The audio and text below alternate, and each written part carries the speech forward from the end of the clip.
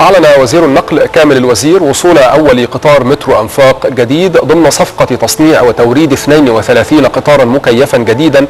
وصل إلى ميناء الإسكندرية.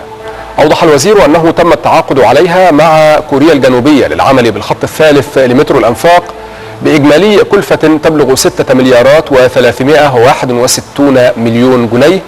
إضافة إلى تجميع 10 قطارات من إجمالي 32 قطارا في مصر